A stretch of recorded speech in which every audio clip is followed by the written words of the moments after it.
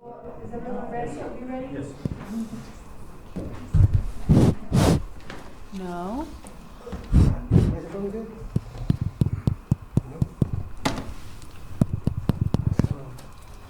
Can you hear me?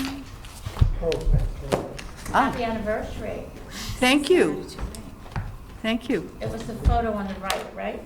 Yeah. You could tell by the outfit. I'm old enough to know that the couture of the Right, and Ted's long hair. okay. Sneakers. All set. And sneakers, right. Okay, so I would like to call to order the South Burlington City Council meeting of Tuesday, September 3rd, 2019. And we'll rise for the Pledge of Allegiance. And, come on, you can start if you want, right? I pledge allegiance to the Flag of the United States of America and to the republic for which it stands, one nation, under God, indivisible, with liberty and justice for all. Okay. Item 2, instructions on exiting the building in case of emergency. Case of emergency tonight, if there is one, please leave this room by one of these two doors. Go through our parking lot and gather south of the building beyond us in the parking lot in the next building. If for some reason these two doors are blocked, please go back out through the lobby and out the main entrance and around to the same parking lot and back. Tom Hubbard and I will be responsible for making sure the building is cleared. Okay, thank you. Agenda review, are there any additions, deletions, or changes in the order of business? Okay, seeing none, we'll move on to number 4, comments and questions from the public not related to the agenda. So, Mr. Gonda, is he the only one who has comments not related? Okay.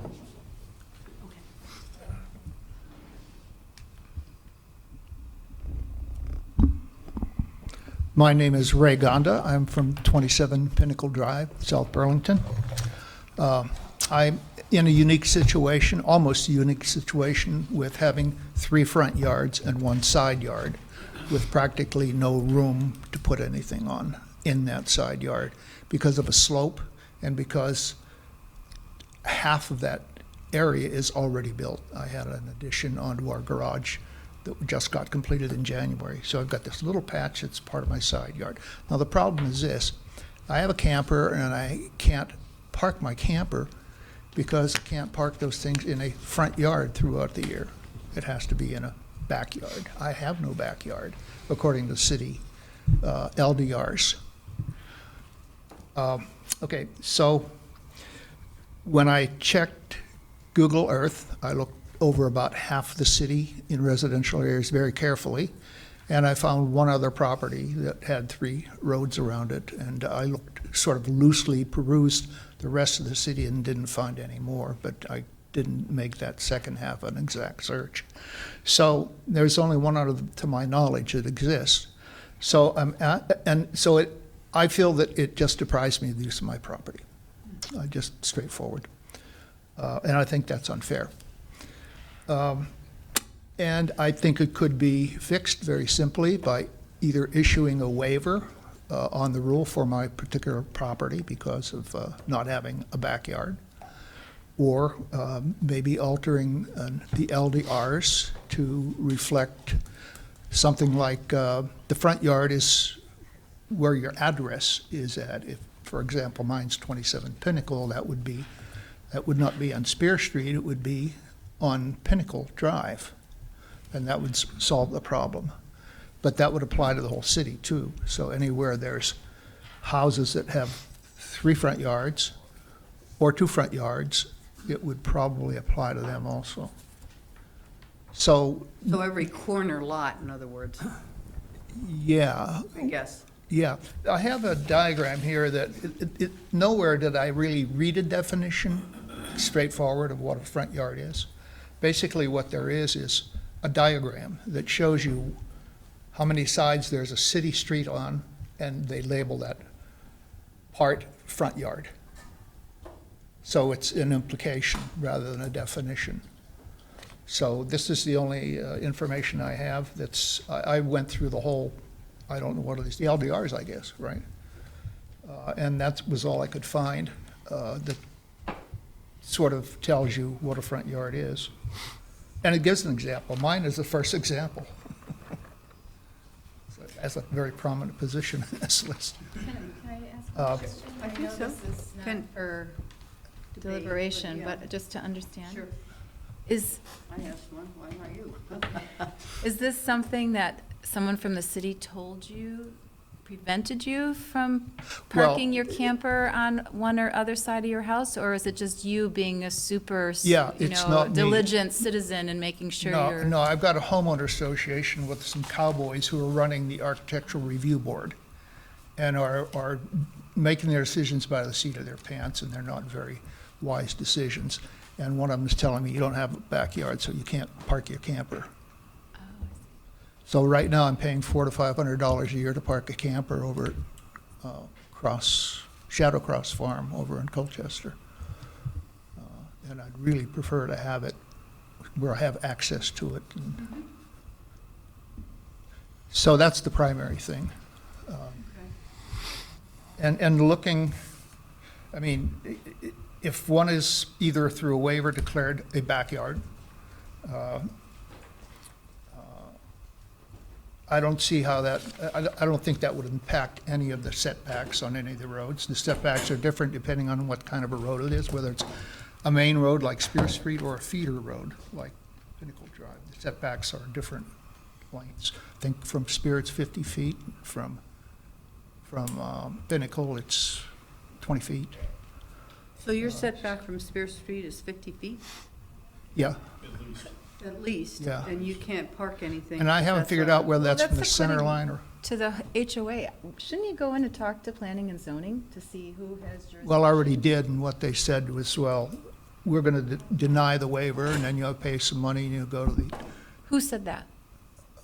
Homeowners association? I'll just say the planning Oh. Our department staff did. Oh, okay. staff, yeah. Oh, you have been in, okay. And I originally wanted to come here because Ray Blair, when I first made my inquiry, said, well, this is where you've got to go because they can't make those decisions.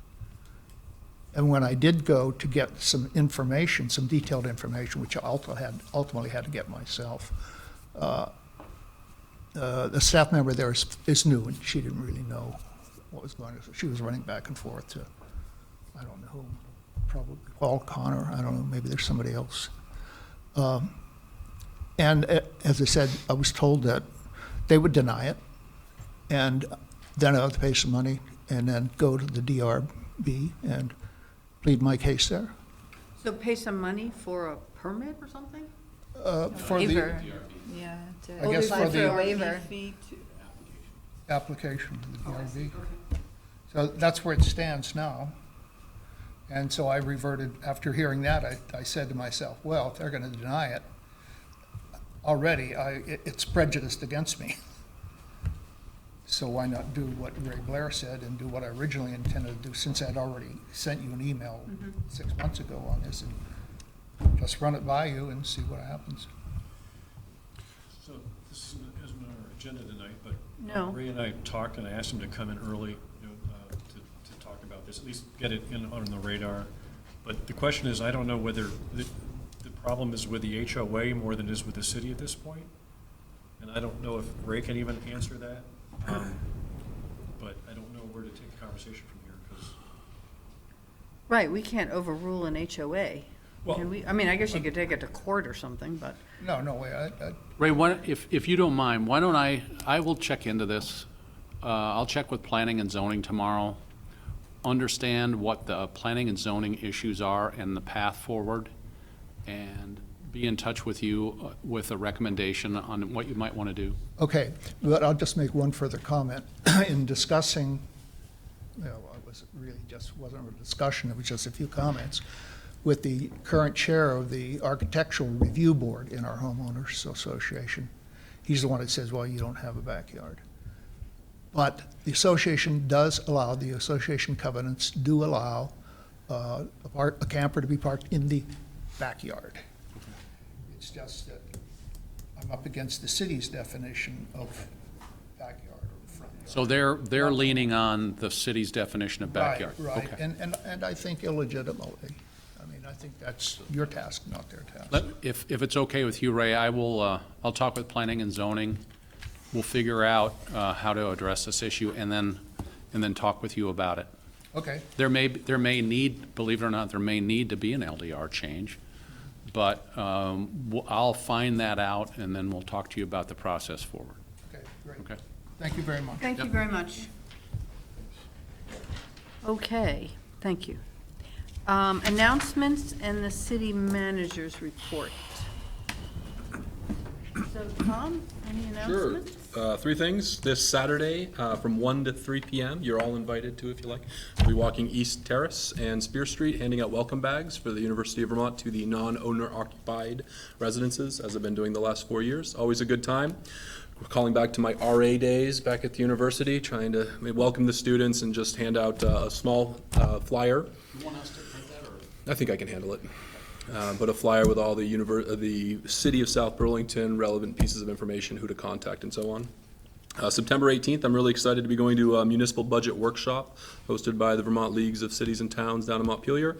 So maybe I'll ask less questions this budget cycle.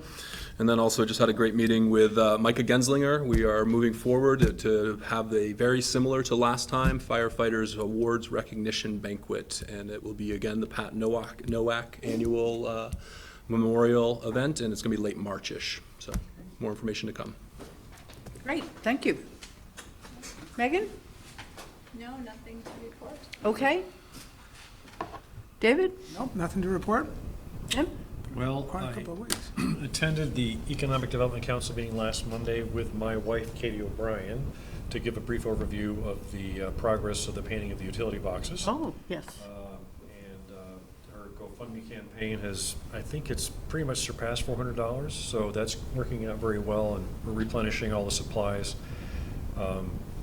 There were at least 22 boxes to go, I think. A number of boxes have been done in the last week. You know, if you see they're popping up, there's a Yeah. panda up at Dorset Park. There's, there are some cows' faces down by Talbot's, right, on Shelburne Road. Oh, God, those I haven't Yep, seen. those are brand new today, I think. So, Everything. There's some sheep or something? they're, on yeah, Dorset? yeah, Sheep? they're just everywhere. Yeah, you Yeah. can't miss them. There's right? all sorts of new ones. And more to come. So that was just a, early agenda item to give a status update.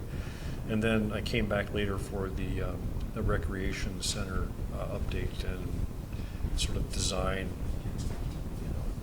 meeting. I have since you know so much about them as they're being done, do they go through Kate, your Yeah. wife? Yeah, everything goes through Kate. Okay. Yep. So she sees the design before they actually go up on the box. Right, she has to see the design, and it doesn't have to be a perfect design, but at least some kind of a design, right? And she tells you what boxes are available, and, so if you have. That's cool. Yeah. Is she interested, or is she going to move forward any of those funny, great-looking sidewalk crossings that we saw back with the Chamberlain neighborhood? Does she want to start painting the sidewalks, the crosswalks? The problem with crosswalks last, is did that they? my daughter did one at the high school. It lasted about 6 months, and the one up by the U Mall at the Coles lasted about 4 weeks. So it's all dependent upon the amount of traffic and the weight of the traffic. So unless you're using some really resistant compound heated material that adheres as opposed to just paint, it doesn't have a good longevity. So. You're gonna paint the lines on all the streets every year, so, Right. And they're in the middle. Right, exactly, yeah. Does she have pictures of all of them? Yeah, Because I yep. was thinking that when we exhaust those utility boxes, it would be really cool to have like a poster made with a picture of all of them. That could be kind of fun. I mean, just as a sort of a cool thing to have, hang on the wall or something, just so we can see That them. would be a great trivia contest. Where are these boxes? Where are these, yeah. Number them 1 through 60. Well, in my walks, we see a lot of them, and we're always like, oh. I think Cora Lee is working on a way to try to get them up onto the website. That'd be too, great. So that people want to see them. I have a document I have to give to her, yeah. And I think we have it, Tim. maybe you have it? Yeah, Okay. it was a pretty good size. Yeah, one. so the Yeah, exactly. last thing is that she's been working with V-Trans, and I said working, right? With V-Trans for quite a while now to get permission to paint their boxes. And she finally did, but then it came through with, you can't paint the front of the box, only the sides. So that took another few days of wrangling, and they agreed, and so now she can paint any side of V-Trans traffic control boxes, but we still can't paint Green Mountain Power boxes. Still can't paint GMP. We're working on it. If anybody has any connections, let me know. Get it, connections. That was just an idea. I remember there used to be posters like the doors of Vermont. What about the utility boxes of South Burlington? You know, about Right. 25 of them? Yeah. Right. Exactly, that's sort of what I was thinking, Yeah, sort of a yeah. collage of all the Right. different boxes. And I people thought could you vote said on she's their going to do favorites. benches. Is she going to do benches? She's done a few benches already, yeah. You I said don't there know. was one on Dorset. I can't find it. Where is it? It's right across from Nicholas Drive, Where is it? close to the Memorial Park entrance. Oh, There's- okay. Okay, thank you. That was great. I appreciate it. I love driving around and saying, ah, there's a new one. Let's see, so I have had a couple meetings, let's see, that comes later, but, because I did have a, airport commission meeting. But I met, again with the mayor of Burlington, Moreau Weinberger, and Kristen Lott, the mayor of Winooski, and we continue to work on a memorandum of understanding. They had well, it wasn't a final draft, but they had weighed in with the airport as well as their legal team and came back with some additional languages and some updating so it was accurate about when things were going to happen. Kristen and I still had a few issues that the mayor will go back and try to resolve. I have asked him for a copy, because I wrote all over mine, so I didn't think it made sense to make copies of this for you all, but I'm attempting to get a copy of this so I can share with you, because I think I would love your feedback. One issue that I think they're going to review, but that was added was the way it's organized. As I've said in the past, we have things that Burlington will do, things that South Burlington will do, and things that Winooski will do. And one of them that was on our list was to commit for funding of the local match using the local options taxes collected from the fuel tax. And from aviation jet fuel, but yes, it was something. But I just didn't think we really wanted to have that absolutely committed to a noise mitigation program of which we don't know what that looks like yet. I said, likely we could use that, but I wanted more flexible language.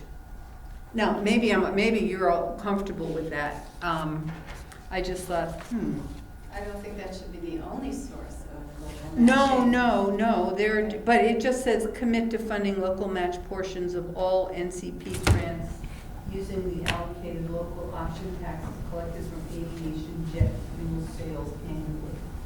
And if we're really going to talk about those, we should probably ask the state to throw theirs in too. What did they use for local match for the original program? Did they ever stated that? Where did their He local did match not know, so we talked about that, and but they just at this point just don't believe they have the capacity. The airport doesn't have the capacity to come up with that local match, and At all or in full? well, I think at all. They just are opposed to that. But I mean, that's a position that you start with, right? So we're working on these things. This isn't a final draft, so I'll be happy to share it with you. And they did scratch out, we had asked for a commitment to monitor actual sound levels on a regular basis, and they scratched that out. But we have a commitment from the mayor to consider that and go back. Because I had thought that that was part of the original tear down funding, and Moreau did not remember that. So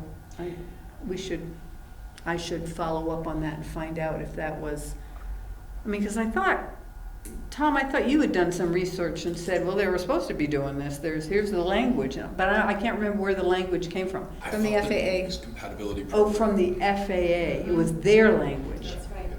The NCP had that as one of the mitigation measures. the last NCP. Oh, Okay. since the beginning, Or or since- since 2006 even. Okay. Details are blurry though. Yeah. No, it was. Well, they were with me, except I remember hearing that we had that, and I thought, we didn't think that was outlandish, but it's still a work in progress, and then we're still hoping for some language that gives us a little more input on the final draft.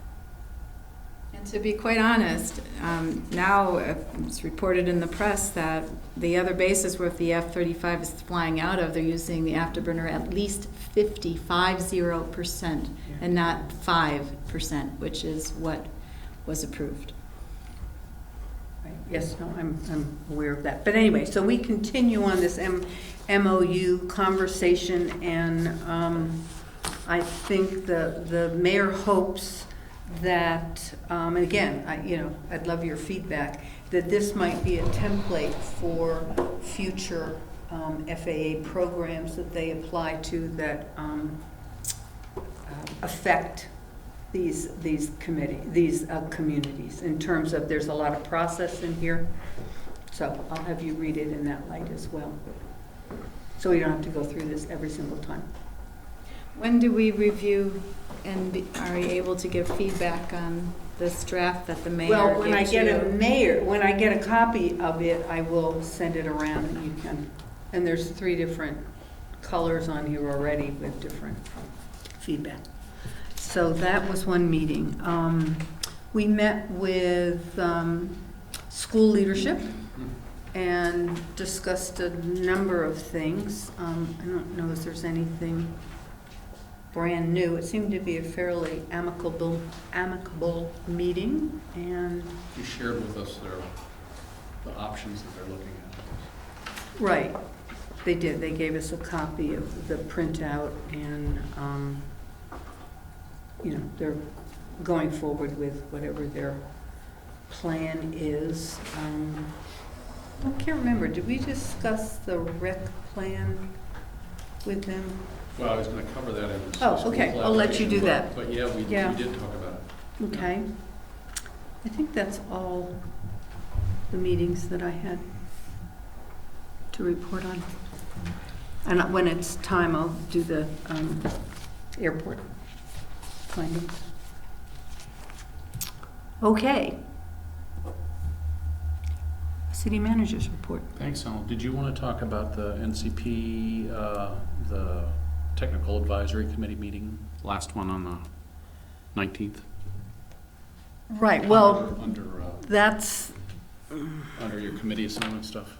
So, well, you can, yeah, just for the public, what has been deemed as the final committee meeting, the final meeting of the Technical Advisory Committee to the Noise Compatibility Program is at 5 p.m. on September 19th at the airport. So we will be there, and the other communities as well. well, I guess I could elaborate on that. In this conversation with Moreau, and he actually got on the phone with Jean, I guess that they are anticipating the TAC committee seeing the first draft. And then we said, well, great, but we need some time to respond to that, because I didn't think we'd had the kind of dialogue that we needed about that. The TAC tended to be those meetings tended to be information from the consultants. The TAC would ask a few questions, they would say, oh, we'll look into that, and they would get back with us, but there was never a conversation about anything like, well, we like this, we don't like this. It was just questions. So I think they're considering either a 10 or 14-day review so that our TAC committee can bring that first draft or final draft back to the council so we can read it and give input and get input from the community. And then in October, the beginning of October, will be another public hearing and a final submittal they're anticipating by the end of the year. So we're still working, Kristen and I are still working on, so how do we really comment, not just provide input that gets included in the report, but comment on, we like this language and we don't like this language. This sounds good for our community, and we don't think you heard it right on this topic. So that's still under discussion about how that really works out. Although Jean Richards has said that's the whole process, but we're looking for a little more tangible agreement that we actually will get that last bite at the apple. I still say I think the FAA is somebody to reach out to, Richard Doucette. They're required by law and the regulations to include stakeholders in this process. Well, yes, I think the argument or difference of opinion is how one includes a stakeholder, and that can be defined differently. But, and you can disagree with that, but I think that is one of the issues. I'd like to know from someone at the FAA if their interpretation is correct or not. Mm-hmm. Well, that would be good to bring up at the TAC meeting for sure. I won't be in attendance at that. Oh, we will, Paul and I will But be you there. will, yeah. I can go. What day of the week is the It's, 19th? A Thursday. I think it's a Thursday. Yeah, I think I'll be able to go. The 19th is a Thursday. It's 5 o'clock. Also, Economic Development Committee met last week. They're planning their year ahead and, of course, looking forward to the big committee symposium where they will report out. But one of the things they really want to have happen this year is, year ahead, they really want me making more contacts with businesses. So going out in a more structured way to talk to business people in their office. I have been doing that some when time permits, but they would like it to be more of a regular type of meeting. So I'll start building that in right away. I've been working, and Andrew and I went to a meeting with Vermont League of Cities and Towns last week, and we have been working on some ideas around local control issues. Vermont is as we know, it's what's called a Dillon's Rule state, which means our authority seemingly, I'll say seemingly right now, Andrew's going to smile at that, but seemingly derives from the authority of the state. There have been efforts over the many, many years to give more authority to the local communities to make decisions on their own without having to go back to the legislature. So VLCT's been kicking around some ideas. There's a bill that has passed the Senate in a pretty watered down way, wondering whether or not that's even meaningful anymore. But, it could be something as small as we bumped into this issue a month or so ago about the workload on the Planning Commission. And whether or not we should appoint, or the council should appoint 2 more members to make it 9 rather than 7. But lo and behold, our charter says it's 7. So to change that, we'd have to go back to the voters, ask for their permission, and we'd have to go back to the legislature and ask their permission for something as, meaningless, so to speak, in their eyes, but important to us. So anyway, we're doing some more work, and we've got a meeting on that in 2 weeks back at VLCT. The consultants for the proposed recreation center were here last Monday, and he held a day full of meetings. Then it concluded with a public forum here that most of you were at. Yeah, almost. It's good. It was a good series of meetings. One of the meetings was with the school district. I'll talk about that under city-school collaboration in a moment. There's a survey out on the street. My understanding is some 600 people have responded to the survey so far. They will be back, the consultants will be back on the 17th for another set of meetings. 17th of September? Yeah. Recall that we're kind of moving this forward, the study part of this at the request, or in conjunction with the school district, as they need to be meeting their obligations to get a ballot to the voters, possibly in March, on their plans. And as discussions have gone, their plans could incorporate some of our needs or not. And I'll talk about that in a minute, but they needed to get some answers from us as to what our program would be. So we're moving the front end of this along pretty quickly. And then, Megan, you had asked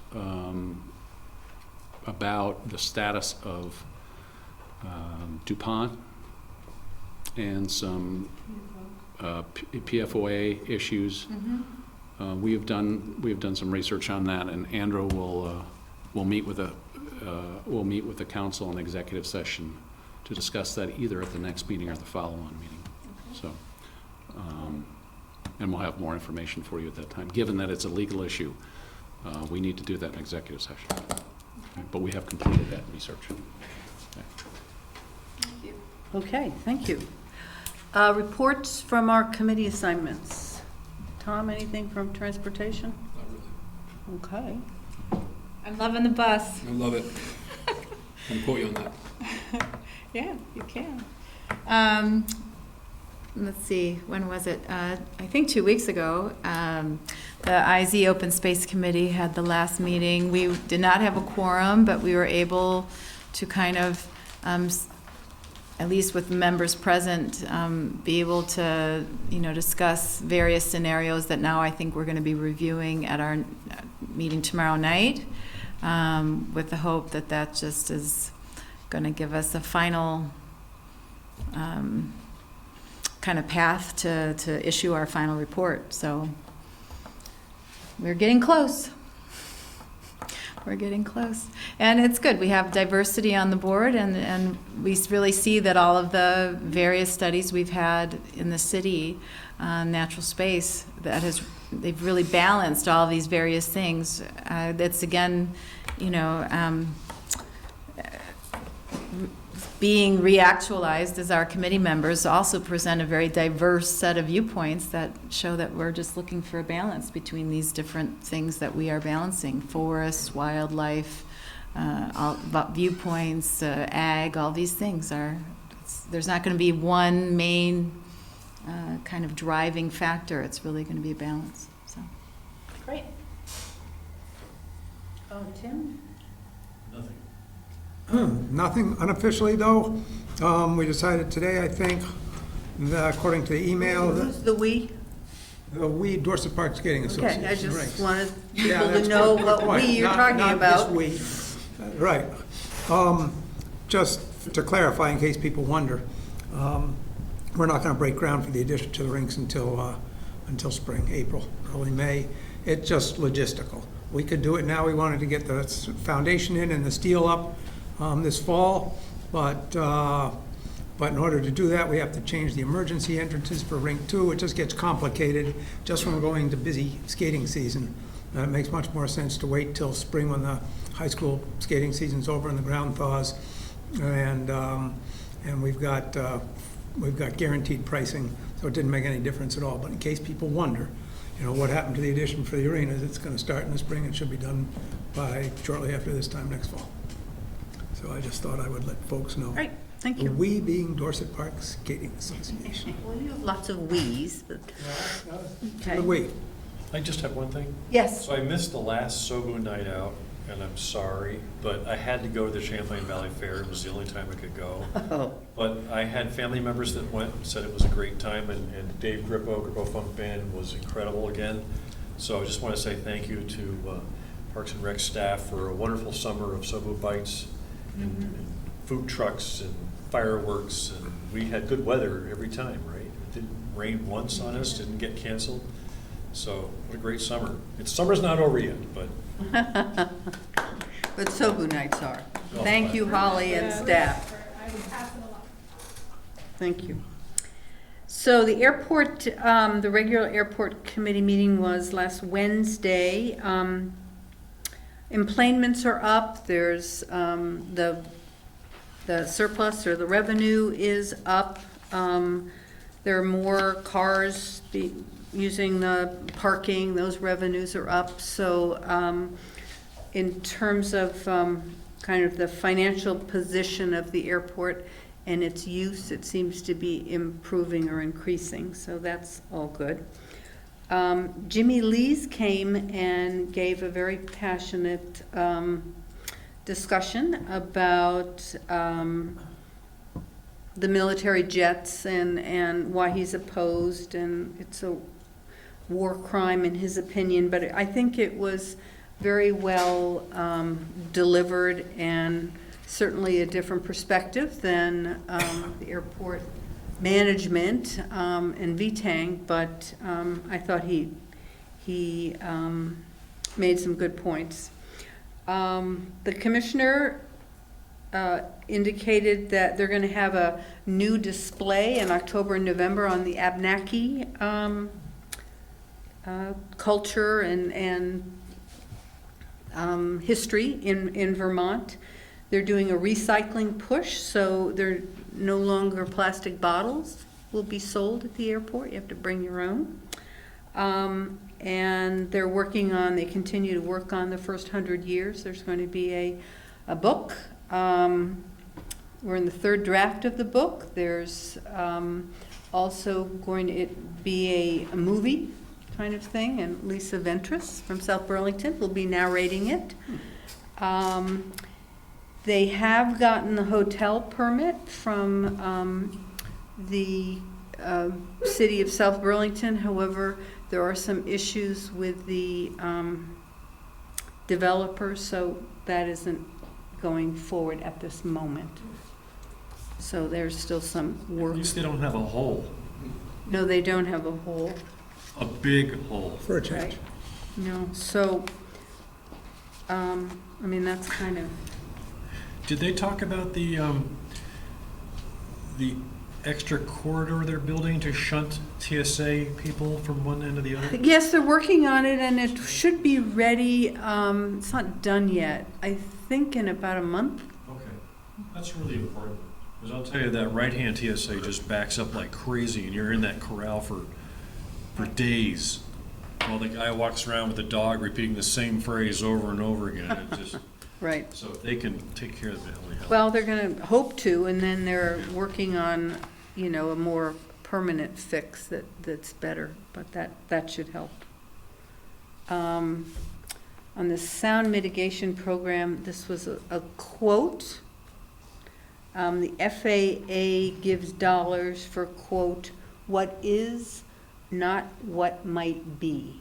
So the, Whose quote is that? Who quoted that? Gene Richardson.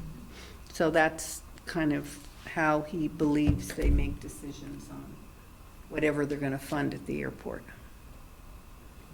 What is versus what might be? Yes, so it has to be very concrete and something that's needed and not a visioning kind of thing. I guess, that's how I took Current that. state. Yeah. So that's it for right now. We continue to have a little disagreement, but we're working on trying to find some middle ground. Little. Master of understatement. Item 7, the consent agenda. We have 3 items: consider and sign disbursements, approve the governmental entity's certificate of resolution designating TD Bank as the city official bank, and the release of the irrevocable offer of dedication for the proposed road off of Community Drive and Technology Park, both of which we had information in the last meeting, and so these are now before us to approve. I'll make the motion to approve the consent agenda. Second? Okay, it's been moved and seconded. Is there any discussion? I just have two questions for Tom on items in the warrant, but I can wait till later, or I can ask them now. So- Yeah. Just Here, I ask can them. look them up if I don't have it. Will we wait? Sure. No, you can go. Why don't you ask so he What knows was what the to look up? The library rent and storage, what is that for? We still have a holding place for some of the resources from the library that they couldn't fit in the space there. Yep. So during this period of transition, we've rented a storage area at the mall. At the mall? For some of the things that we have, and so there's a separate fee for that aside from the lease agreement. So is that the annual fee? It was like $3,800, or was that the rent and that storage? That sounds like both together. Yeah, it says rent That's- and storage. Okay, that's how I read it. Rent and storage, okay. And the last thing is garnishment payment? I don't want to get into particulars if it's a confidential issue, but Yeah, it is confidential, and that it is what it is. Any employer can be told that, based on certain evidence that's presented, that a check would have to be garnished for a reason to make a payment elsewhere, and that's what that is. Yeah. Okay. Are you ready for the vote? All in favor signify by saying aye. Aye. Thank you. City-school collaboration. So you had a couple Yeah. more comments? As Helen noted earlier, we met with David and Bridget in our normal monthly meeting, which was a good meeting.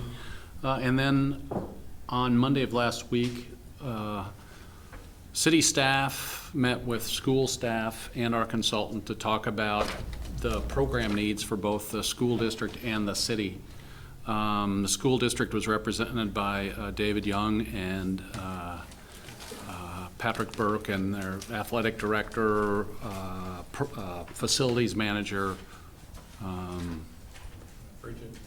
and yes, and Bridget was there for the school board. Tom and I were there. Holly was there. Alana and Justin were there. And so we had a really good conversation. A lot of it evolved around what the school's program needs were. And so we really got into some great detail on that and what our program needs are looking like they would be. And so it was a really good meeting. I think we got a long way toward answering the question as to whether or not the school district's planned wellness facility could also accommodate city needs. My takeaway from the meeting was that it would be very challenging to do that. The school district has very significant programmatic needs for men and women, high school and middle school, varsity, junior varsity, and others, and other activities that are unrelated to the mainline sports where they have a need for a facility. All that being said, we're still having this conversation with them, but they're anticipating an indoor track facility, which is in short supply in the state of Vermont, and within that track, some additional basketball-sized courts. And so the issue for us as a city is would that accommodate our needs, based upon access issues, size issues, and so on. And like I say, when I left the meeting, I felt that they could not because of their demand for program. And Tom, you can chime in here as well. You were. Yeah, I felt it was a great discussion. I Yeah. thought Mike Jabor, who's the athletic director at the high school, did a good job in just identifying the current need that's not being met at the high school and middle school level, not just for varsity sports, but JV and freshman intramural club sports, and then just opportunities for students in general. And I think he said there were 53 different clubs now, or So a lot of different kinds of spaces that are needed that don't currently exist or are not appropriate in size or in terms of function. And when we started kind of looking at the needs that we had as well, it was becoming obvious, I think, to all of us as a group that there were a lot of conflict in terms of they would need space when we needed space. And I think we even got down to at one point that from 6 to 8:20 in the morning would be available. And then evenings after 6:30, if there wasn't a competition event, with one of the high school teams between the boys and the girls, and occasionally on the weekend. So, I mean, it really was, we got to that level of conversation, which I think was needed. And as Kevin talked about the track, the other point I would make is this is a competition track. It's a race track for indoor track competition. And those meets are held typically on a Saturday. And I mean, they would take over the entire complex to run the meet. These facilities are great, and typically they're provided by local colleges. And it sounds like the UVM space may be going away. I think it's questionable for next year. I think it's okay for this year, questionable for next year, and then they may not be replacing it as part of their renovations at the university. Maybe you know more, I don't know. But so if it goes away, the only other track available, I think, in Vermont is at Middlebury? Norwich. And Norwich. And right now, they're not making facilities available to the public. So the question becomes, there wouldn't be a place to host the indoor competitive track meets. So In Vermont, I guess they were talking in about Vermont, yeah, going to New Hampshire, which is where they do the swimming right? at Dartmouth. Yeah. There's no pool and.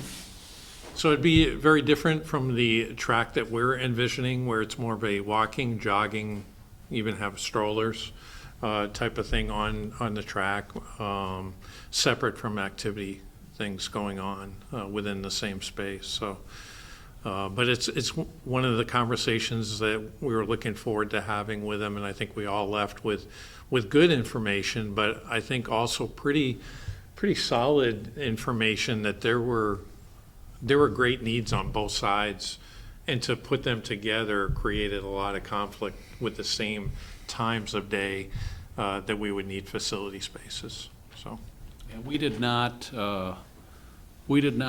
get into security-related issues for the school district, or how you would create separation.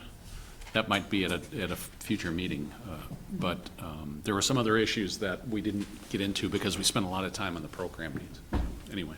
I think at the school board meeting that I went to, Pat Burke said that the way they are envisioning designing it, that it was kind of separate, so that if they were to allow the public in to use it, they could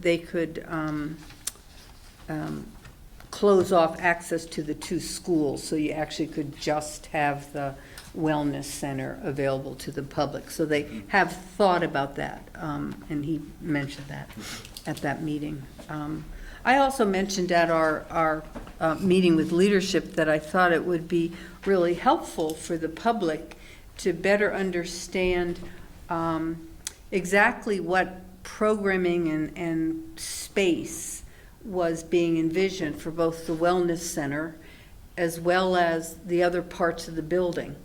So, I mean, right now, when they presented it, in my opinion, it was, well, here's the high school, and there's, all the stuff you need in high school, and then the middle school, and then the wellness center, and all I got was, well, there's going to be this big track, and then there's some buildings or classrooms, and then there's some stuff in the middle. And it seemed to me that what we need, so we're not second guessing, is what is inside the buildings in terms of improved educational, academic, extramural kinds of activities, so you have a better handle.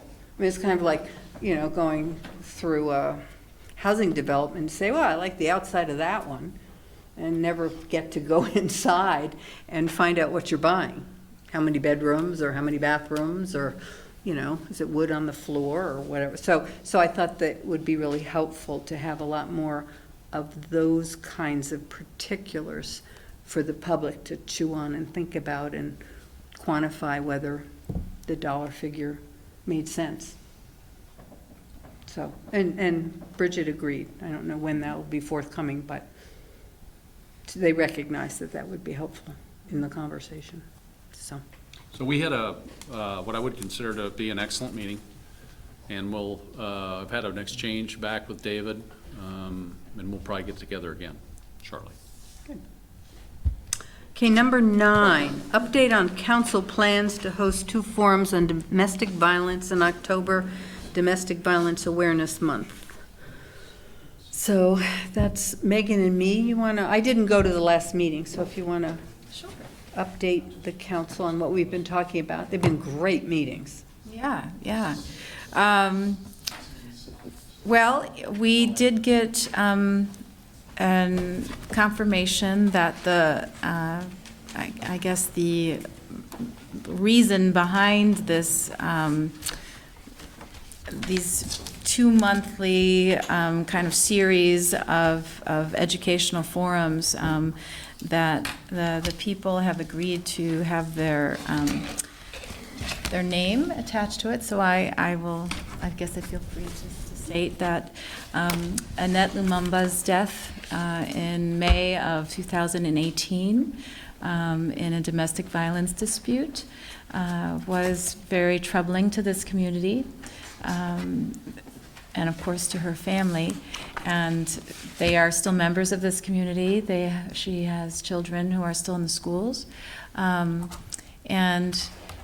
because of that tragedy, there were members of the community that stepped forward, spoke both to Tom and to me, and we decided, and it took some time till it felt like the timing was right, that we would go ahead and take up the kind of the community's will to do something about this, and to let members of the community be educated and aware about what occurs in our state, what resources are out there, also what the actual experience is for people who are victims and who have to go through the various legal processes in order to arrive at some level of security and personal safety. To perhaps come together and advocate for legislative change.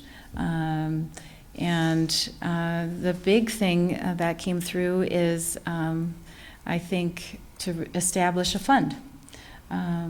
That we would start here. The seed money would come from South Burlington. It could definitely come from elsewhere, but it was inspired by the Caroline Fund, which was started in Burlington after a young woman was killed in a similar situation. And so the Annette Fund is something that would be started here, and the family has enthusiastically embraced that idea.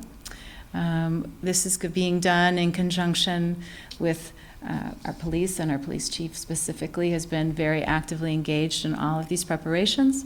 Lisa Bettinger with Restorative Justice, the schools. We also have Steps to End Domestic Violence on board, as well as HopeWorks.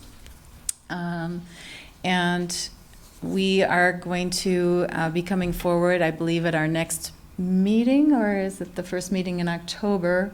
We can talk about that in October with a resolution for the council to kind of mark this series of talks and educational forums with kind of a formal acknowledgement that our community does not wish to turn a blind eye to these very private dramas that occur amongst us, and that we wish to step up and to create a network for people to feel that they can rely on, but also for us to, just like I said, organize for legislative action, fundraising for a fund to help people who are in trouble, who need some cash quickly to get out of a dangerous situation, that kind of thing.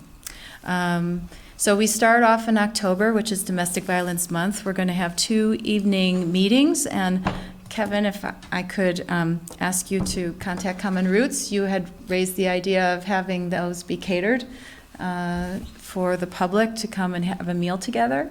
We're going to be discussing serious issues.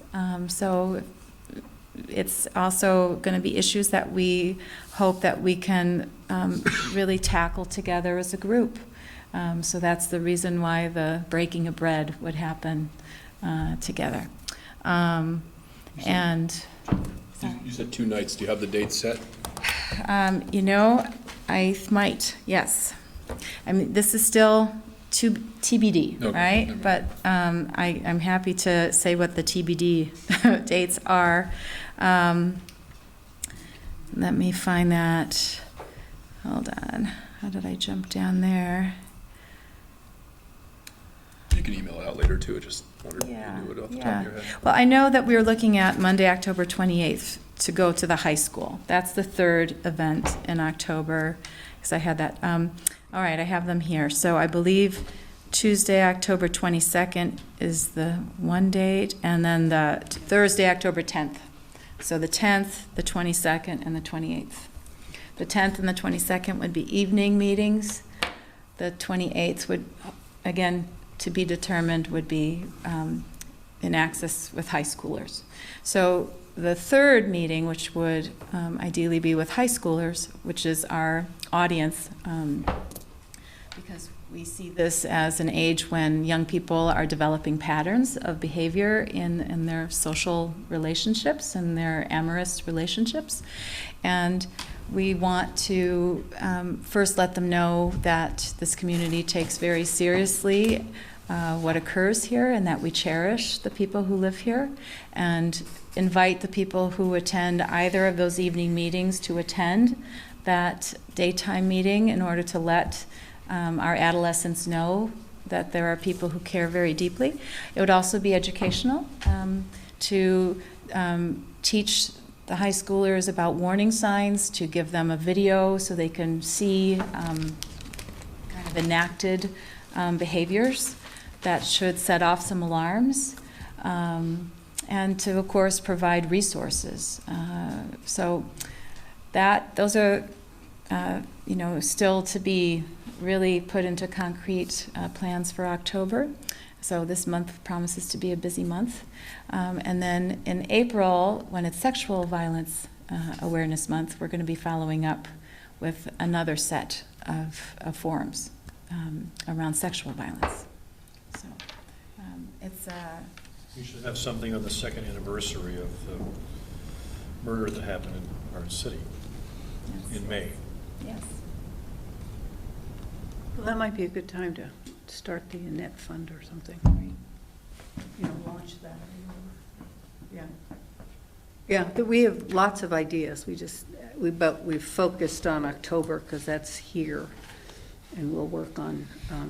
And it's domestic violence. Right, Right. and Awareness and Month. then April national. will focus on sexual violence. So, good summary. That was In the great. meeting that we had with David Young, or he spoke about he's cooperating, and the school board, his district is cooperating in this whole process to bring this education to the students as well? No. This No. is seen as a city endeavor. City endeavor. That's correct, They're yes. just providing the facilities. That's Okay. still to be determined, as Oh, we've heard, their okay. facilities are very, Right, very scheduled, I just and want to and make sure so. that what yeah. was said before was still in play, that the Right. district wasn't going to really get involved. Right. Okay. Right, that this is really a city endeavor, but that our audience is our young people, Good. right? And who they are do in the do schools. things, so Right. they have their own curriculum, I guess, so we didn't want to impinge on that. Great work. I'm really glad this is happening. I'm looking forward to the sessions. Yeah, no, I think they really will be quite impactful. There's really a number of wonderful people who will be presenting. You're working with STEPS? for Yes. this? Okay. Yes, and HopeWorks. Mm-hmm. Yeah, and the new director of STEPS STEPS. and domestic violence is what I'm talking Marla is her first name, and I can't remember her last name off the top of my head. Yes, but she's got a lot of energy, and You did say the public will be invited? yes. Yes, this is really aimed at the public. Yes, and we have identified groups to reach out to so that the outreach can really be, that web. So it won't only be through the other paper. We're really counting on that word of mouth and going through organizations that. It really, really, truly sounds like something worth doing. I admire you doing that. It's really neat. And I think the school will help get the word out as well. I think they have some other ways, different lists and ways to promote this with parents that we don't have access to, other than really generally. So. Thanks, Megan. Number 10, update on public input component of indoor rec center proposal. Holly. And again, officially thank you for wonderful Sobu nights. Oh, well. They were terrific. It's Even only if a some people success don't if like people Sobu. come. Well, that's okay. It is We know what okay. it's all about. Yep. So is this on? Yes? Oh, I'm sorry. Yes. Hello. Okay. Yes. So, yes. Food trucks, are you taking applications for next year for food trucks? Not quite yet. We've got to close out the season first. I think the aim is probably January 1, but might be sooner than that. And they'll be posted on our website. Barbecue place in Essex Junction that I told about, they're like, oh, everybody goes Thursday nights, but we didn't know about that one, so Yeah. I will tell them. Great, thank you.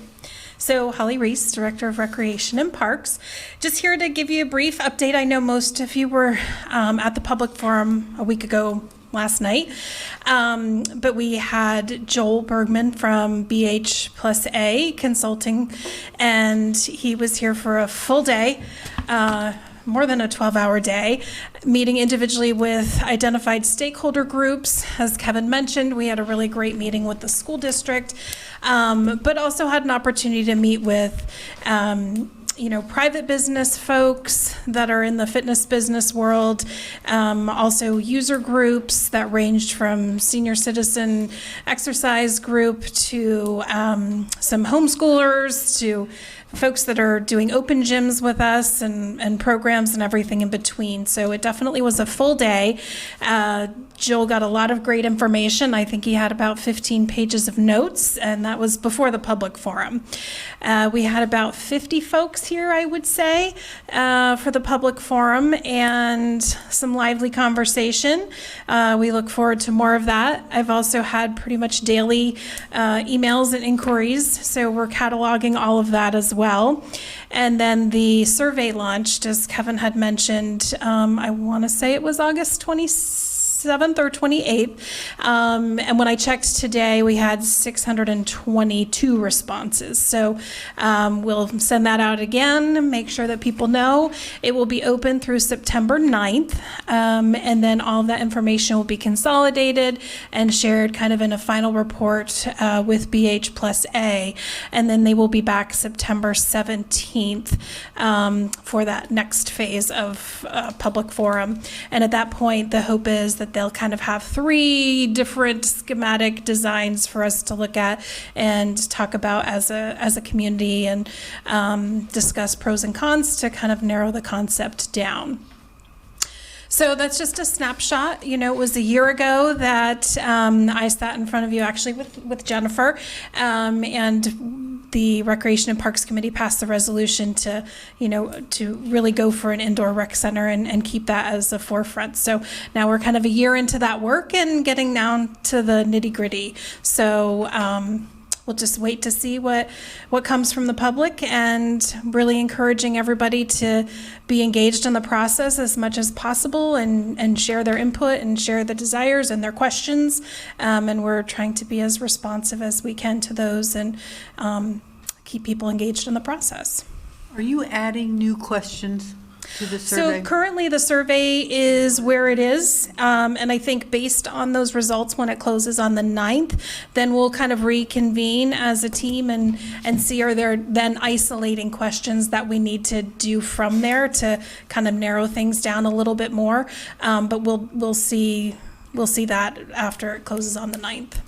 So if you haven't done your survey yet, make sure you do it. I think I was probably the first one that actually completed it, and I did check to see if you could do it more than once, and you can't. So it only lets you do it once, and so I think that's fit only because we had a conversation about it. Not that you were trying to find a loophole. Just uncover the loophole. Exactly.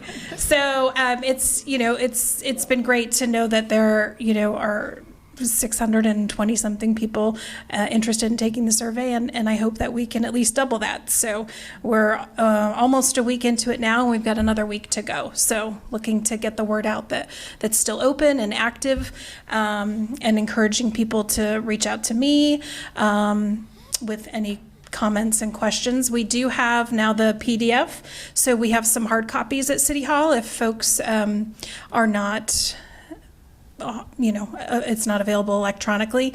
And then next week, Coralie and I will be visiting some senior housing facilities, some congregate living facilities. So we'll bring the hard copies with us for those as well. Good.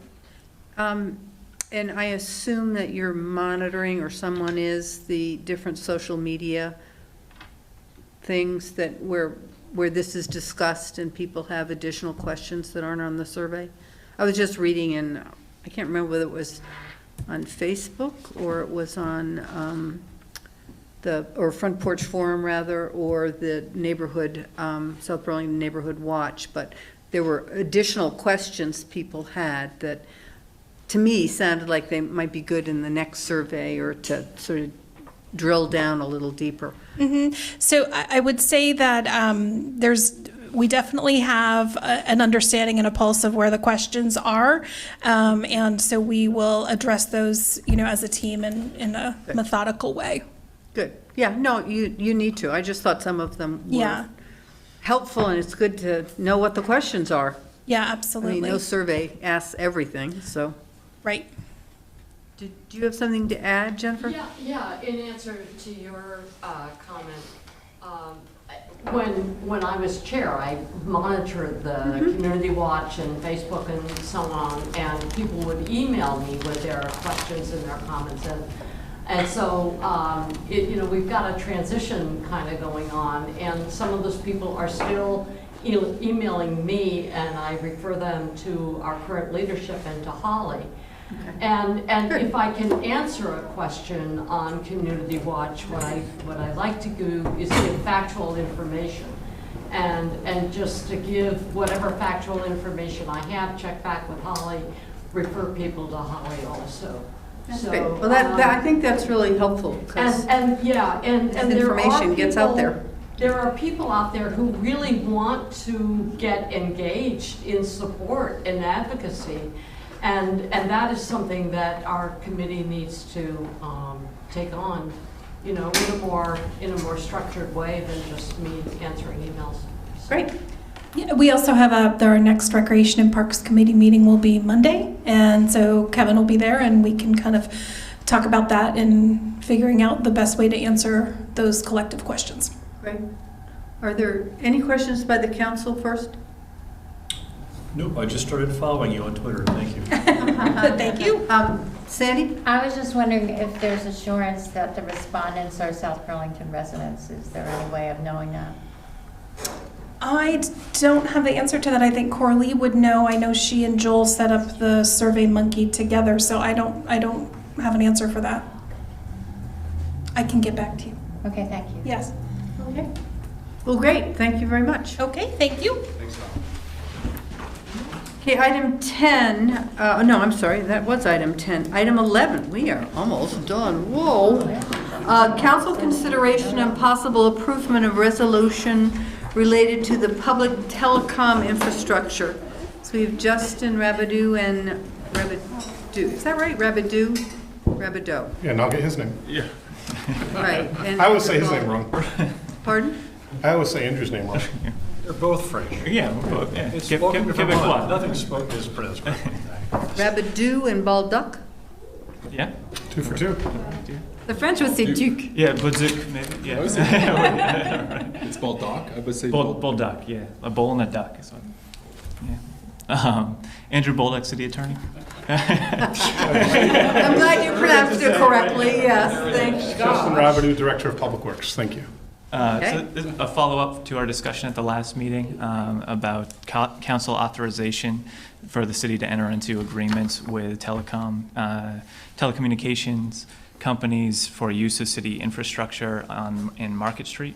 This is the first time the city's sort of owned its own vaults and is renting out this space, and the city's acting in its proprietary interests. So looking to just set up sort of a city policy that both gives this authorization for us to go out and individually contract and set some general guidelines as to what will the key terms of those will be. Alana provided a background memo and revised the draft policy a little bit.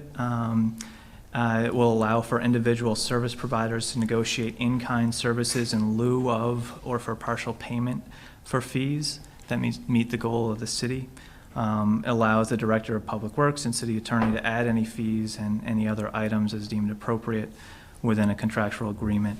And also there's sort of a placeholder as far as fee structure. We're able to track down Public Utility Commission's kind of what they use for pole attachments, which we used as analogous to a vault here. It's based on the total amount of space being used and what the capital infrastructure costs were.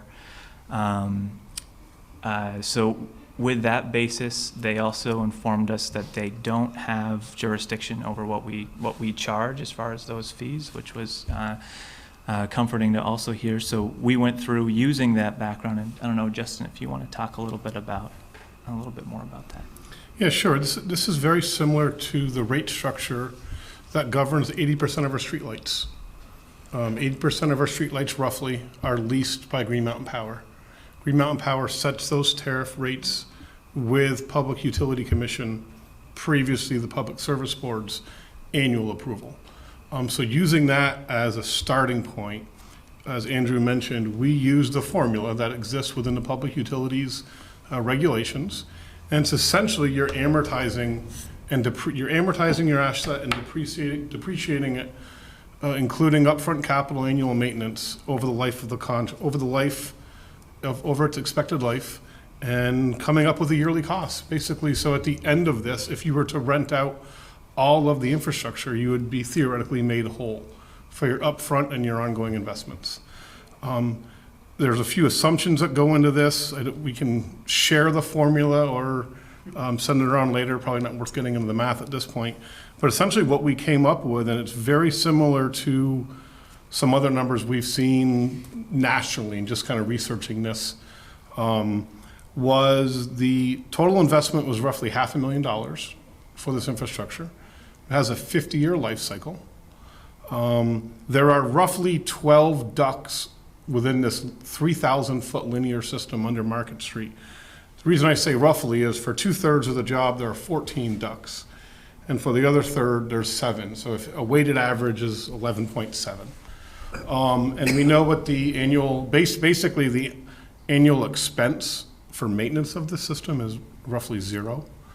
So you kind of throw that into their formula and you back it up into an annual rental charge per foot per duct bank. Because again, these systems either have 12 or 7 conduits that are concrete encased running underneath the road. And it comes out to about 33 cents a linear foot, which on a 3,000-foot owned infrastructure is about $1,000 a year per duct bank. So it's about $12,000 a year of revenue over the 60-year life cycle, nets us about $600,000. None of these take into account future value, interest. It's just straight line math. So essentially, we would be asking the utility companies to lease on an annual basis for us for roughly the cost of $1,000, the right to be within our infrastructure. I think it's important for them. It gives them cost certainty.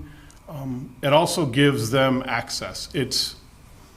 particularly on the, and these are just the last three names, Verizon, Fairpoint, and Consolidated. Those are just, in the last 5 years, that's been the name of what is now Consolidated Communications. Every time they have turnover, they're always looking for new infrastructure. This gives them, at least on Market Street and perhaps elsewhere in the city, if we endeavor elsewhere, this gives them guaranteed access at a very reasonable cost. It cuts down on their frontline expenses. But I think even more importantly for us, it ensures that they don't have to come to us after the fact and say, oh, by the way, we need to dig up such and such a street. The number one most detrimental thing that can happen to a road is a utility patch. Actually, the national landmark legislation or court case on this from 1981 was City of Burlington versus Vermont Gas. City of Burlington was represented by Joe McNeil and John Franco. Vermont Gas at that time was switching from medium to high pressure, so they basically had to access their lines all over the city. Burlington said, wait a minute, this isn't, so they hired a national pavement expert, and this went to court, and it set nationwide the legal basis for right-of-way impact fees. So when someone cuts our road open today, they pay us a fee. This all was born in that 1981 Burlington, Vermont gas case.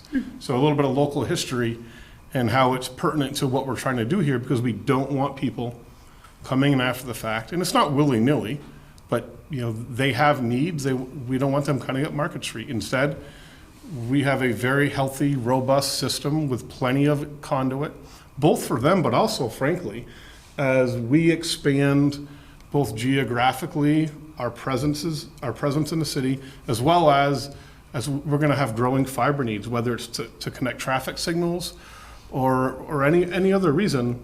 It's very expensive to run this, so if we can get it in place today, we will bear no additional cost other than the cost of running the cable through the wires. So it's a sound investment. We think that the number of 33 cents a foot is really in line with the Vermont's regulatory framework based on the Market Street project. And the type of vault, it's PVC pipe?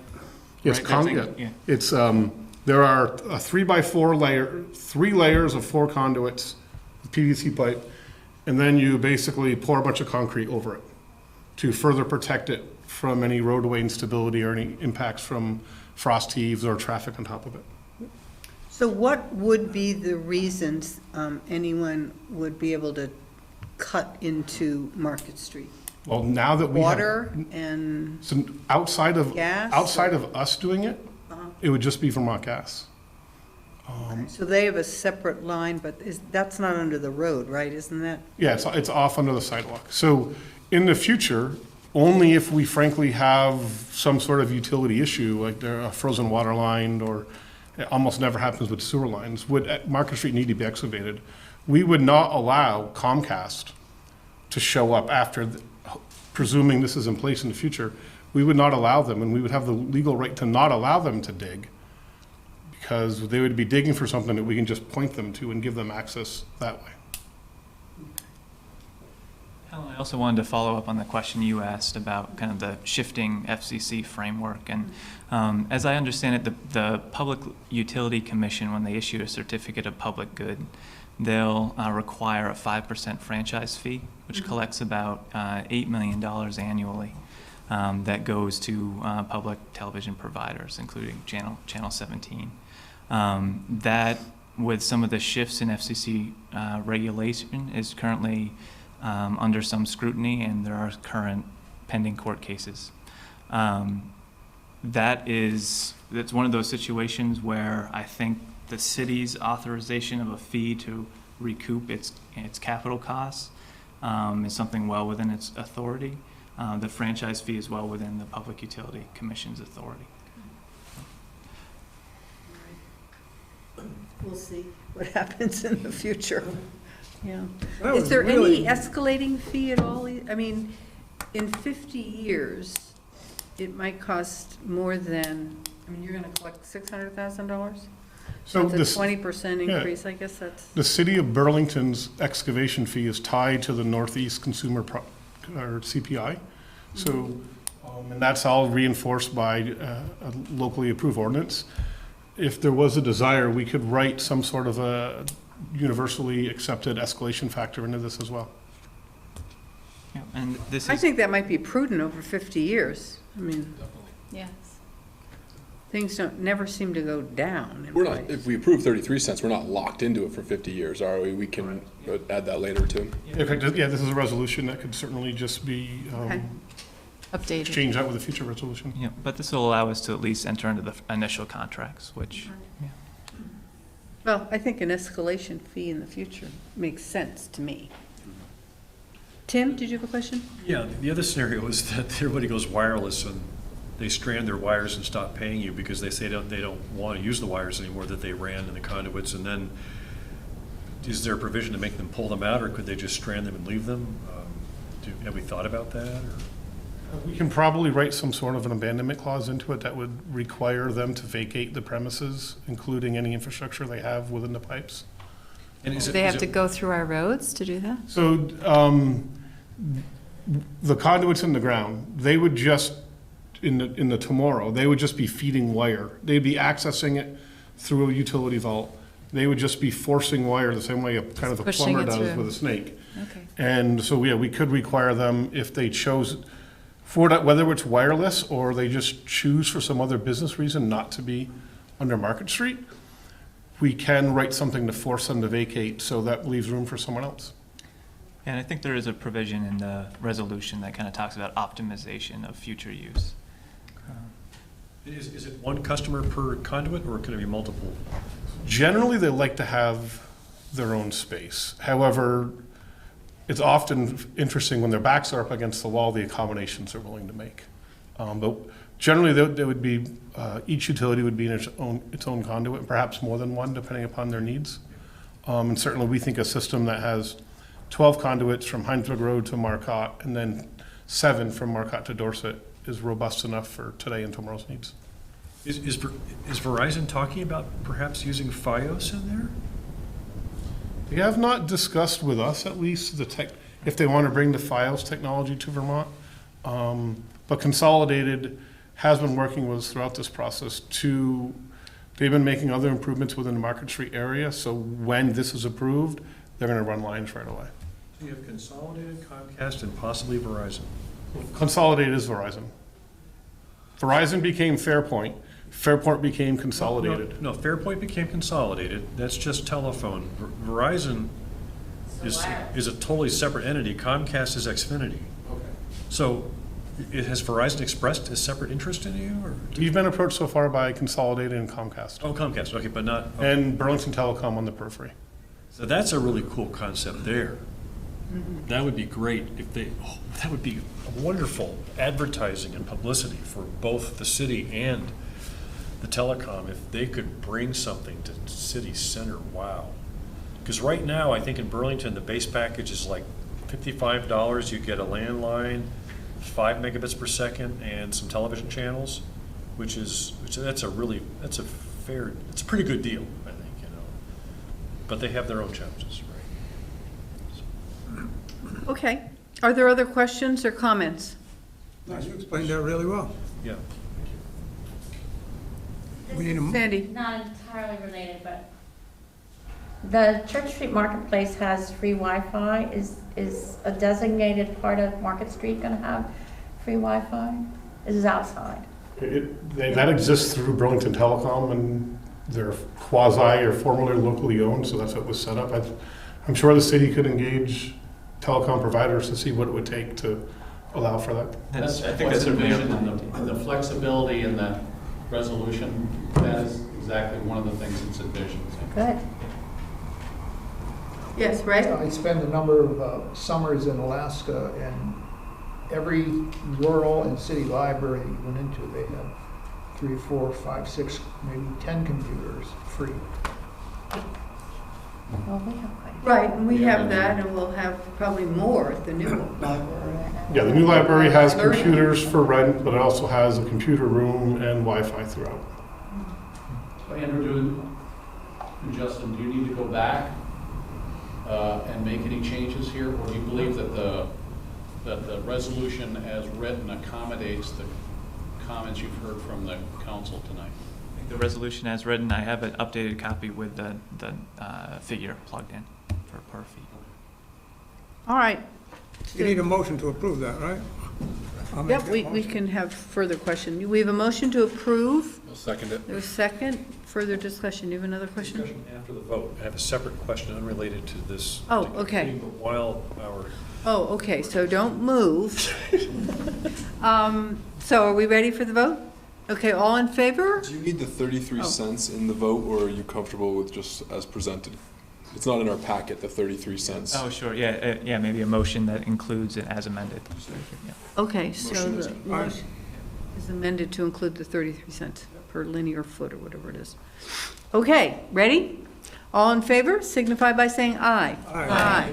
Any opposed? All right, Good thank work, you. guys. Nice Yeah, work. really good. One more question for whom? question. For both? What's the status of the Dorset Street traffic control signal changes?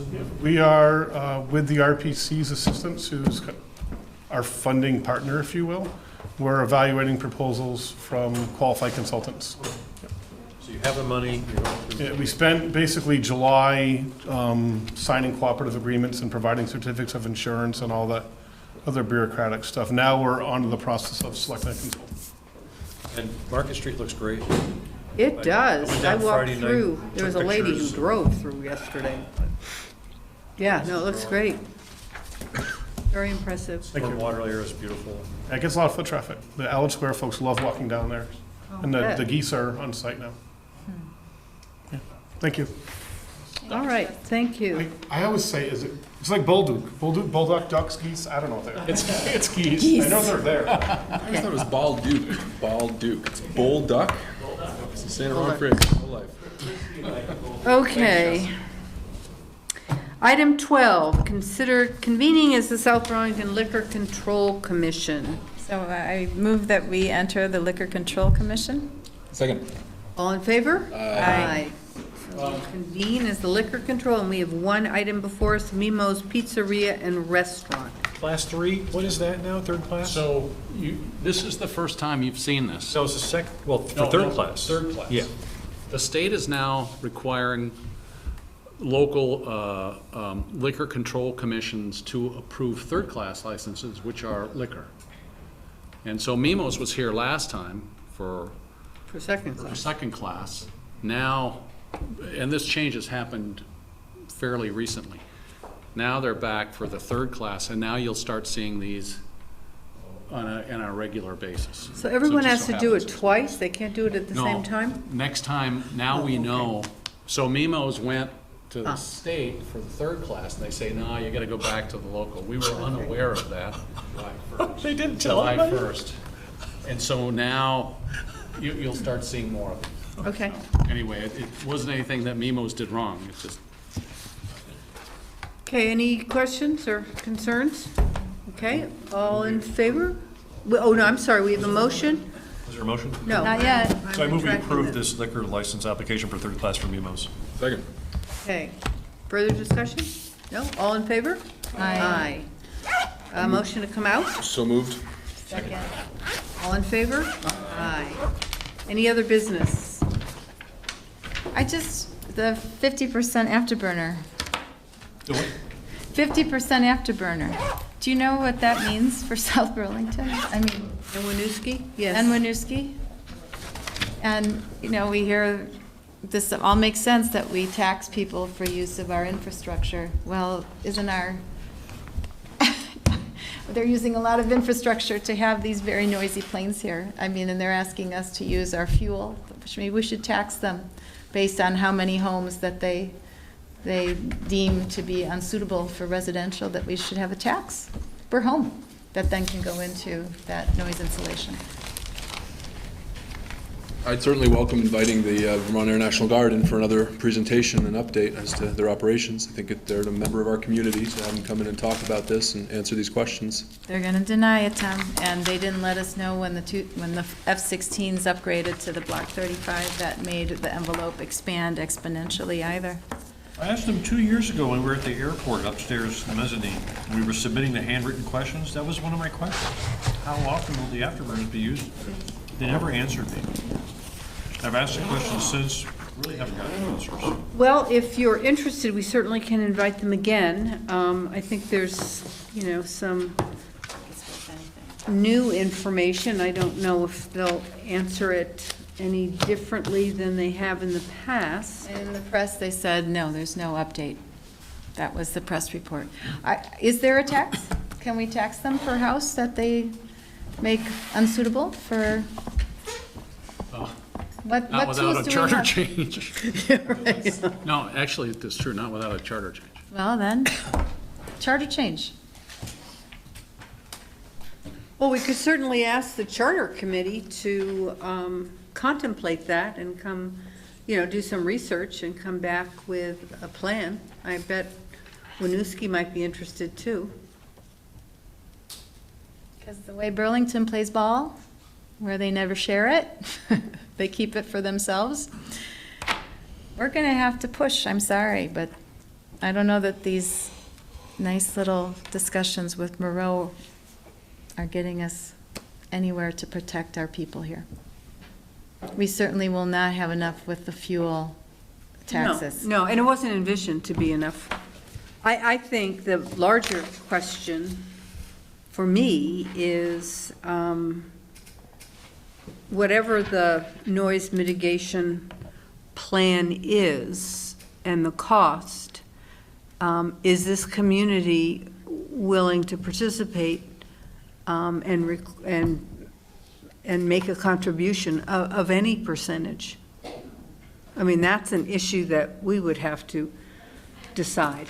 And we need to contact And if the question, I mean, if the answer is no, we're not going to pay anything, it's 100% from the federal government, or we're not part of the noise mitigation plan, then that's one decision. And the state chipped in for purchasing all of these nice They did. single-family homes too. So it's a conversation to have with the governor and Well, the and there is, and we legislature. talked about that, and that certainly is a conversation we need to have with the governor and the legislature about the jet fuel tax. We only get a very small piece of that. There's far more. There is also a federal pass-through for airport upgrades or maintenance. I can't remember how many $1 million it is, but it's significant, and Burlington used to get a lot more. So I think that may be in part where some of the match came, and then that was reduced. So that's another avenue to find money. But I think the point is you can't ask for money until you know how much it is. And my understanding for the NCP is we need to figure out what parts of the plan we like and will agree to, which parts of the program. Then they have to go to every single house and do an assessment and determine what each house is able to receive, and then get those dollars and add them all up, and then that's the figure that you apply for the funding, and then that would be, if there's a match, that would be the match dollar. I don't know what that is, so I don't think we can go to the legislature and say we want that money. Well, it's just new windows and HVAC. That will be about $30,000 per house. So 10% is $3,000. So there's a beginning figure. It's a beginning figure, but the legislature, having been there, is not going to say, oh yeah, we'll promise you, $60 million on this kind of formula that isn't real. I understand that, but in terms of us preparing a tax for them to fly with afterburners, that's perhaps, I don't know, I mean, how they come up with 33 cents per linear foot. I assume that there is some kind of standard, right? So They said there was a standard for that. Right. Yeah, I don't know if there's a tax anywhere nationally on So- the impact of noise. Tom? I'd just like to say two things. One, very important topic. I just encourage us to warrant a full discussion on this. But one comment I would say on the topic of whether or not communities like South Burlington or Winooski would start to contribute towards the $6.5 million or the match, the local match. I wouldn't be supportive of spending any of South Burlington's money towards an entity that is part of the municipality of Burlington. They hold all the keys, they're the decision makers, that financial burden is on them. If we tied that local match to a structuring of the governance of that airport as a regional entity that is truly owned by all of the community members that actually own the airspace above it, then I'd be open to exploring that $6.5 million coming from the coffers of South Burlington. But while it's a Burlington asset, it's a Burlington financial burden. That's where I would be on that topic. Well, if it becomes a regional entity, though, I guess all of the communities in the region would need to come up with the match, help come up with a match, I suppose. They all benefit from the airport, and it's all our airspace. Absolutely. So far, that seems to have been a challenging objective. Anything worth talking about is worth talking about. Just takes time. 34 years, 35 years so far. We'll get there. Yeah. Okay, well, I mean, I think it's a So valid maybe point. when you come forward with the MOU, we could have that discussion. Yeah. So maybe on the next, well, the 16th is pretty chock-a-block full, isn't it? 16's pretty full. I'm very appreciative that this wasn't. Yeah. It's been a So busy maybe, week. maybe the first meeting in October, we could have the, both the MOU resolution, if there's, some other final language.